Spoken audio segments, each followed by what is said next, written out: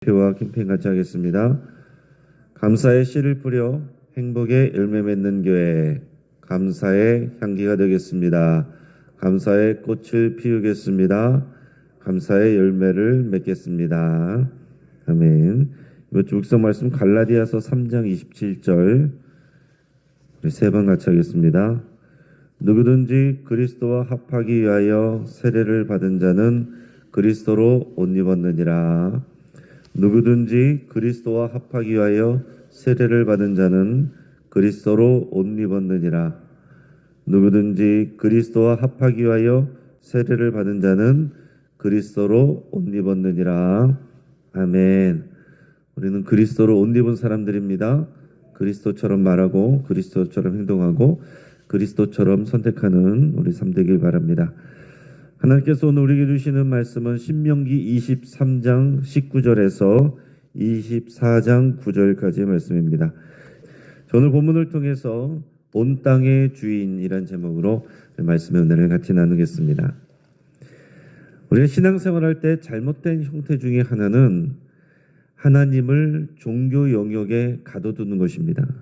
하나님을 교회 안에 가둬두는 거예요. 하나님을 믿고 섬기는 일은 종교 영역이라고 생각하고 그 나머지 모든 것들, 정치나 문화나 경제, 교육, 의료, 복지, 또 대인관계, 부부관계 이런 것들과는 하나님이 상관없다라고 생각을 하는 것입니다.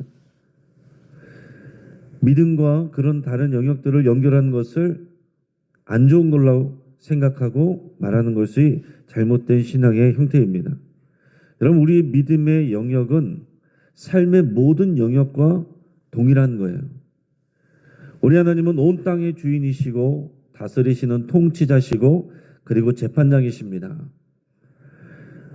구약에서 하나님이 약속의 땅 가나안에 세우고자 하시는 이 제사장 나라는 모든 삶의 영역에서 하나님의 뜻이 반영되고 순종되는 그런 나라입니다.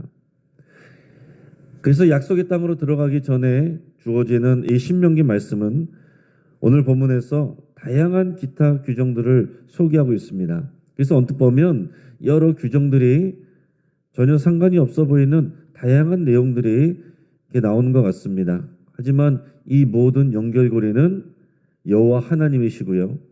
그리고 여호와 하나님이 세우시고자 하는 제사장 나라, 건강한 사회, 건강한 가정, 이 모든 것이 연결이 되어 있습니다. 지금 현대는 우리의 신앙을 더욱더 종교 영역에 가둬두는 일이 더욱 많아졌습니다.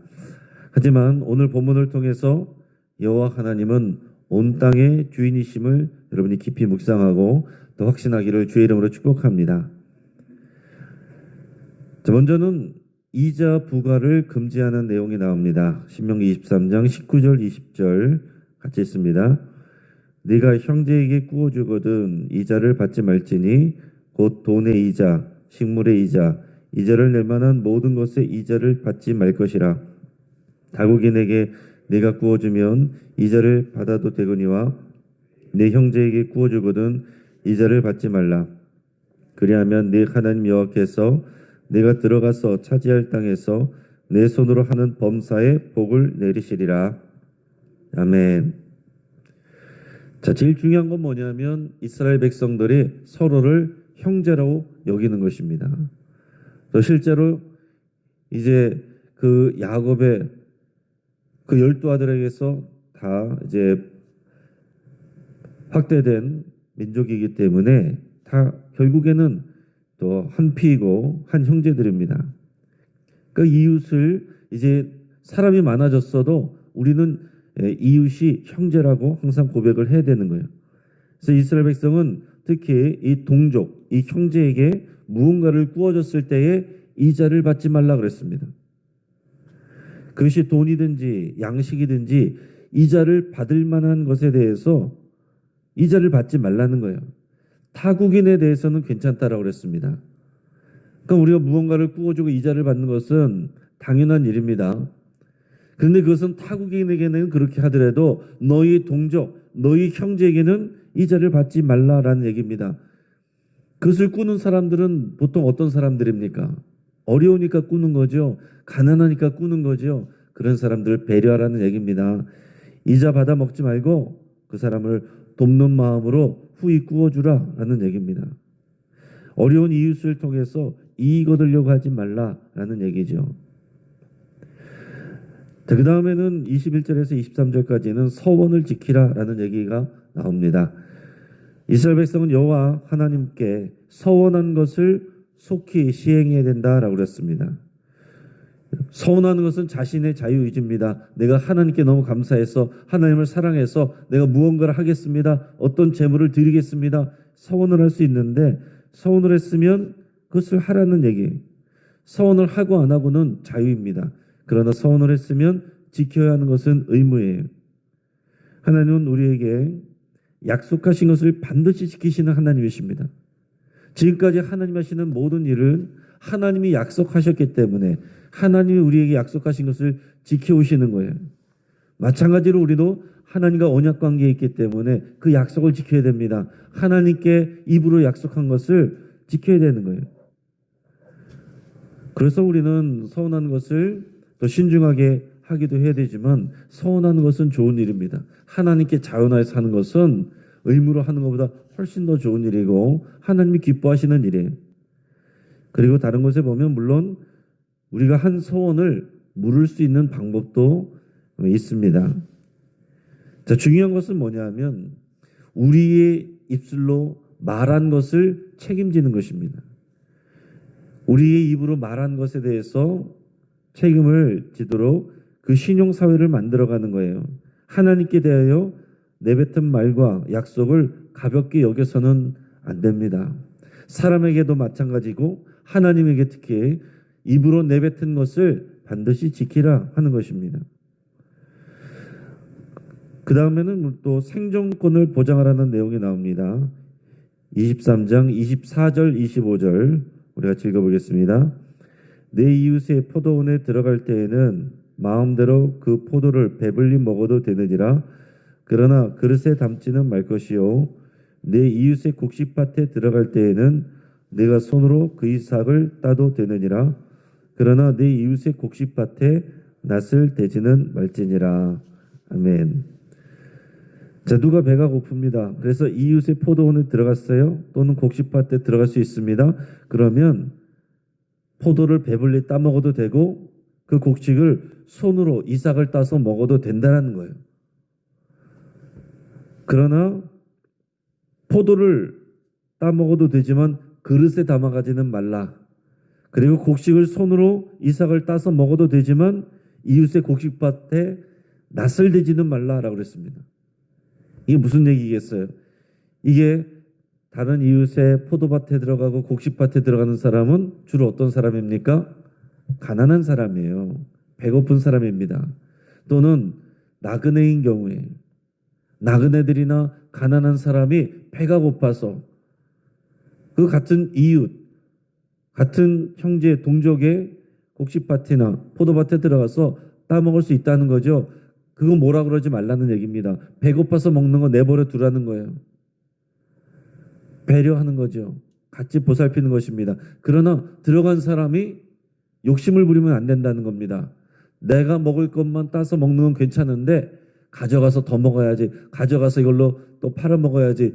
그릇에 담아가면 안 되고 내가 그냥 따서 이삭을 내가 배고파서 먹는 건 괜찮아도 거기에 낫을 대가지고 우르르 가져가서 내가 그것을 이익을 얻든지 또 욕심을 내든지 그거는 하지 말라는 얘기입니다. 그러니까 최소한의 생존권을 보장하라는 얘기죠. 여러분 우리나라도 이런 생계형 범죄들에 대해서 그들이 계속해서 악순환으로 또 범죄하고 또 어려워지고 이런 것을 막기 위해서 장발장법 이런 게 있다고 합니다. 여러분 들어보셨어요? 장발장법. 이 생계형 범죄자들이 벌금형 집행을 조건부로 유예해 주는 것을 장발장법이라고 합니다. 그리고 또 벌금을 내야 되는 이 생계형 범죄자들의 벌금을 빌려주는 장발장 은행 제도도 있다고 합니다. 그럼 우리는 이런 가난한 사람들, 어려운 사람들을 배려하고 도와줘야 돼요. 똑같은 잣대로 되면 그런 사람들은 계속 어렵습니다. 그 좋은 사회, 하나님이 만들어 가시는 사회는 가난한 사람들, 어려운 사람들, 나그네들을 보살피고 그들도 더불어서 살 수 있는 그런 사회입니다. 24장으로 넘어가서 1절에서 4절까지는 이혼과 재혼에 대해서 또 갑자기 다루고 있습니다. 여기서 말하는 것은 이런 것입니다. 이혼은 권장할 일이 아니에요. 결혼을 귀하게 여기고 가정을 지켜야 됩니다. 그러나 부득이하게 이혼을 할 만한 상황이 있을 수 있다는 거죠. 그것을 열어놓는 것입니다. 지금 신명기 율법에서 부득이한 경우를 용납하고 있는데 어떤 경우냐? 한 남자가 아내를 맞이했는데 그녀에게 수치스러운 일이 있음을 발견하게 되고 그래서 남편이 그 아내에 대해서 기뻐하지 않는다면 분명한 이유가 있을 때 이혼 증서를 써서 그녀의 손에 주고 집에서 내보낼 수 있다라는 얘기입니다. 그렇게 되면 이혼 증서를 써주고 집에서 내보내면 이 여인은 다른 남자에게 시집 갈 수 있어요. 그러니까 이혼 증서를 써주고 내보내는 것은 또 여성을 보호하는 일이기도 합니다. 그러니까 함부로 그냥 쫓아내는 것이 아니고 정당한 사유를 통해 이혼 증서를 손에 들려주고 내보내면 이 여인은 다른 데서 또 다시 다른 남자와 결혼할 수도 있는 겁니다. 자, 그런데 두 번째 결혼을 했어요. 근데 두 번째 남자도 그녀를 미워해서 이혼 증서를 써서 내보냈거나 아니면 두 번째 남편이 사망했을 경우에 그녀는 전 남편에게로 돌아갈 수는 없다. 이렇게 못 박아놨습니다. 지금 생각으로는 약간 좀 갸웃하는 내용이지만 그 당시를 생각하면 아무튼 부득이한 가정 문제 어쩔 수 없이 또 수치스러운 일 때문에 합당한 이유 때문에 이혼하는 것은 용인하지만 무질서한 이런 가정사를 만들어내는 일 이렇게 갔다가 저렇게 갔다가 헤어졌다가 다시 붙었다가 이런 일은 만연하지 않도록 해야 한다라는 얘기입니다. 그러니까 이혼과 재혼을 최소한의 법으로 다루고 있는 거예요. 그 다음에 5절부터 9절까지는 또 여러 가지 기타 규정들을 다루고 있는데 자, 5절은 신혼부부를 배려하라는 내용이 나옵니다. 24장 5절 말씀 같이 읽겠습니다. 사람이 새로이 아내를 맞이하였으면 그를 군대로 내보내지 말 것이요 아무 직무도 그에게 맡기지 말 것이며 그는 1년 동안 한가하게 집에 있으면서 그가 맞이한 아내를 즐겁게 할지니라. 아멘. 자, 사람이 여기서 말하는 사람들은 다 남자를 얘기를 하고 있습니다. 사람이 새롭게 아내를 맞이했으면 이제 신혼부부가 됐습니다. 그럼 그 남자는 군대도 내보내지 말고 새로운 직무도 주지 말고 남자는 신부를 위해서 1년 동안 한가하게 지내면서 아내를 기쁘게 하라 그렇게 얘기를 했습니다. 그러니까 신혼부부를 배려하는 거죠. 또 가난한 자를 배려하라고 그랬습니다. 6절 말씀이 있습니다. 사람이 맷돌이나 그 윗짝을 전당 잡지 말지니 이는 그 생명을 전당 잡음이니라. 아멘. 자, 여기서도 마찬가지입니다. 가난한 자에 대한 배려예요. 자, 누군가 전당 잡힐 만한 상황입니다. 그 사람은 가난한 사람이겠죠. 그런데 그 사람의 맷돌이나 그 윗짝을 전당 잡지는 말라는 얘기입니다. 그거는 곡식을 빻아서 먹고 살아가는 생존에 대한 내용이 그거를 전당 잡아버리면 이 사람은 먹고 살 수가 없습니다. 그 사람의 생존권을 배려하라. 가난한 자를 배려하라는 얘기입니다. 그래서 그 사람에게 돈을 되찾아오는 것, 돈을 갖게 하는 것 당연히 해야 될 일이죠. 그러나 그 돈이 그 사람보다, 그 사람의 생명보다, 그 사람의 생존보다 우선돼서는 안 된다라는 얘기입니다. 그 다음에 7절은 자유를 존중하라는 내용이 나와요. 7절 말씀을 읽습니다.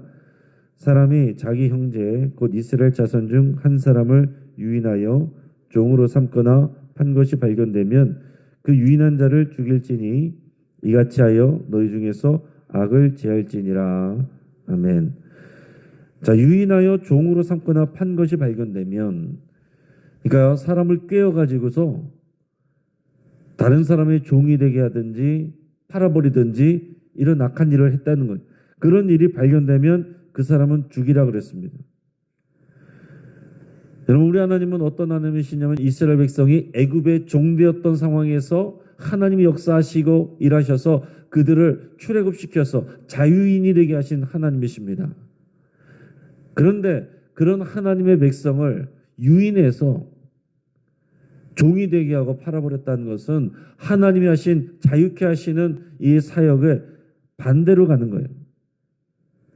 하나님을 거역하는 일입니다. 하나님의 백성의 생명과 자유는 존중되어야 된다라는 얘기예요. 그리고 뒤에 8절과 9절은 이제 나병 환자 생겼을 때에는 공동체를 위해서 반드시 격리하라, 그런 내용입니다. 이것은 이 공동체의 생명과 건강을 지키기 위한 것입니다. 자, 개인의 삶도 중요하지만 공동체의 이 나라의 안위가 더 중요하다라는 얘기죠. 이것은 우리가 그냥 상식적인 얘기입니다. 우리 코로나 걸렸을 때는 격리했잖아요.